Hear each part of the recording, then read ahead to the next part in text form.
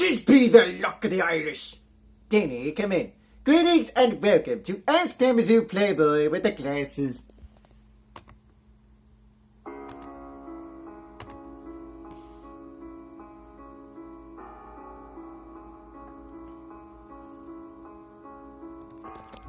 Well, it's that drinking holiday time again. A time for drinking. And for green. Like this. With the blue there. It can only mean one thing. It's St. Patrick's Day questions. So with that, let's get going with those St. Patty's Day questions. Isn't that right, Fred Burger? Yes! Also green. Yes. Why is St. Patrick's Day the drinking holiday? That's a very good question. And the answer is, there has to be a holiday that is associated with drinking. St. Patrick's Day makes perfect sense because it was invented by the Irelands, who are obsessed with drinking. All of that Guinness, that is. So of course they've decided to make this a national phenomenon. And it's become a worldwide phenomenon where every day, one day over the course of the year, you could drink as much as you want and party all you want and wear green. I know what you're thinking. What happened to the green tradition? Who invented that? A terrific follow-up question. Because green is the color of green. And it ain't easy being green, as a legendary frog once said. So it gives us that one day of the year to make it easy to be green. Because if you don't, pinchy, pinchy, pinchy, pinchy. Although I don't think you can get away with that in today's society. But green looks cool. I like green. Does anybody else have a problem with green? No, we're good. Loves the green. Hey, you don't, you love orange soda. But I'll give you a pass. As long as you, never mind. I kind of spiked his orange soda with Guinness, but he'll never know. This orange soda tastes really good. That's because I added a special ingredient to it. But you'll never know. I think he figured it out.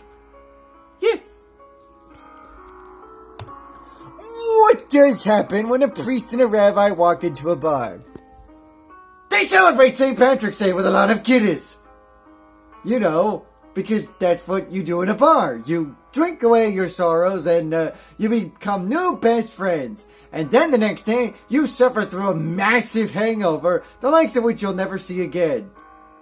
For another year at least. With Guinness! Yes.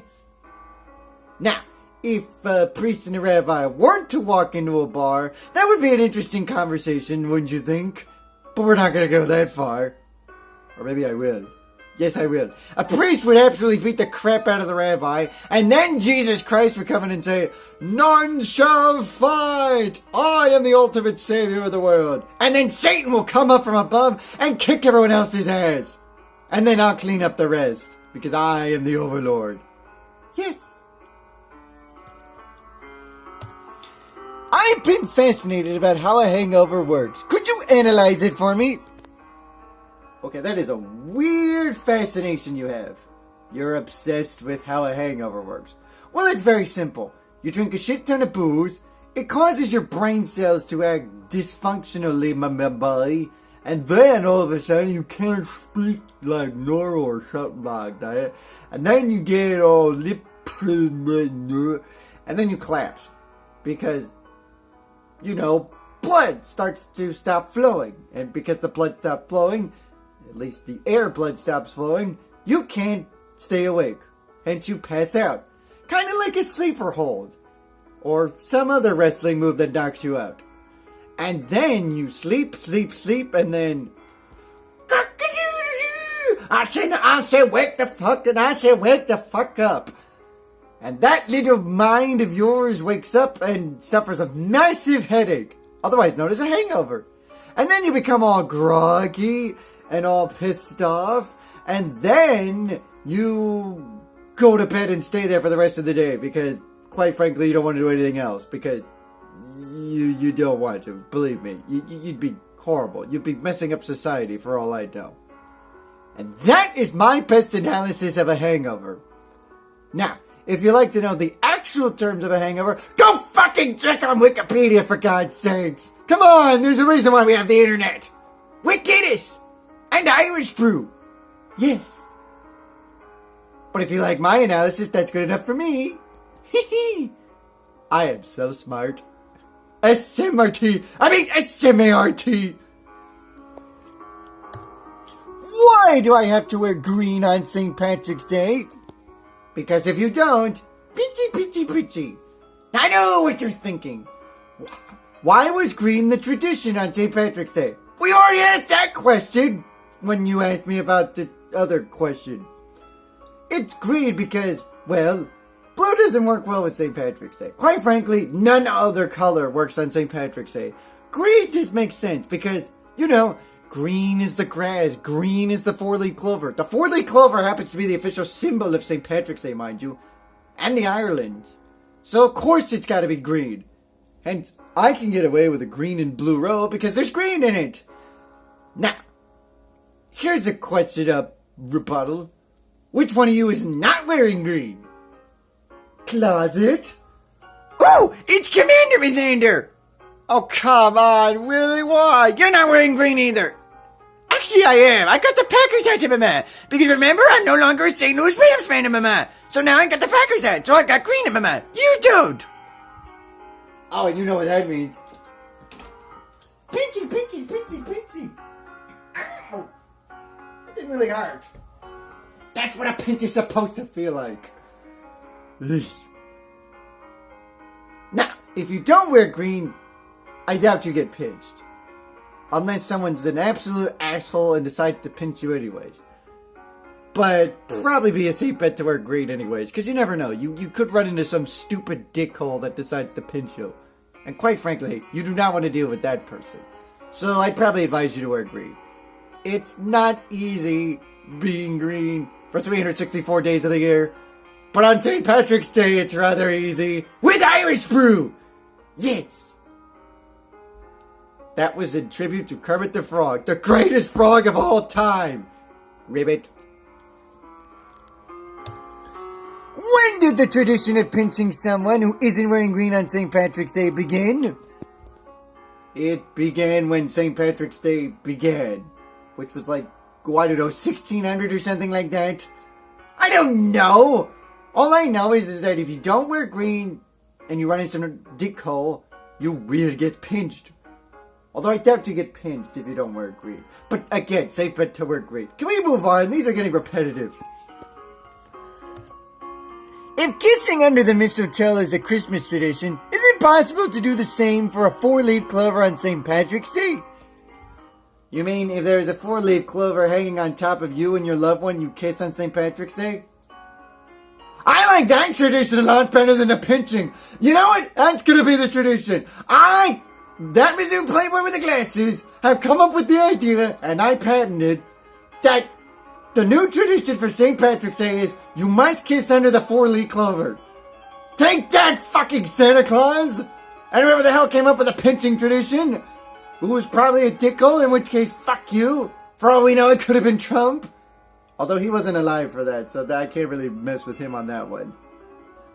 But yeah, I came up with a new tradition. Start this tradition. Hashtag kiss under the four-leaf clover. There you go. Start that tweet on Twitter. And while you're on Twitter, feel free to send me questions. I need questions. But yeah, that's the new tradition. I've started it. I'll even post it on Twitter. There's your new tradition. Hashtag kiss under four-leaf clover. There you go. I hope that becomes a trend. That would make me a millionaire. Well, not really. That'd make me a superstar. Even though I'm already a superstar of sorts. With Irish brew.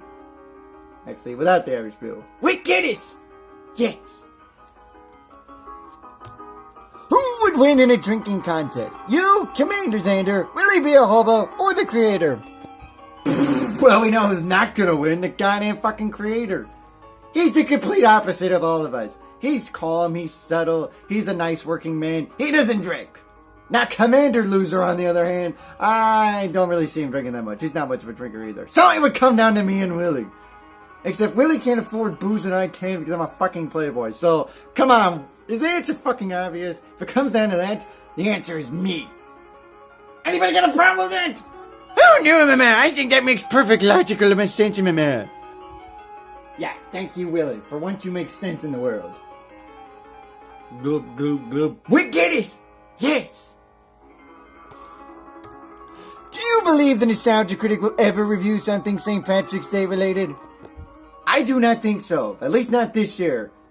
Normally he has his whatchamahoozy month on January, but he pushed it to March this year. So obviously he ain't going to be reviewing anything St. Patrick's Day related this year. Or for the foreseeable future. However, here is something he can do. Talk to Doug Walker and tell him to get me on his fucking channel. Do you realize I'm still answering questions? You do not have a question answering guy anymore. I'd be perfect for the channel. In fact, let me offer a rebuttal to tell you how much I've been. Nah.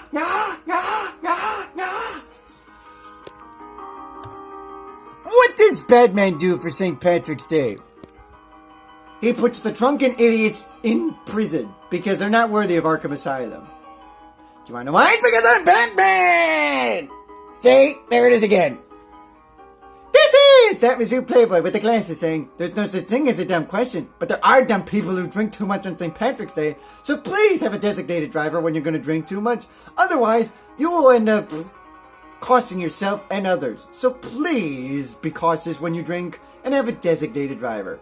Dummy! Happy St. Patrick's Day! Oh, and I'm going to Disney World because, yeah, I'm going to Disney World. See you in whenever the tournament ends.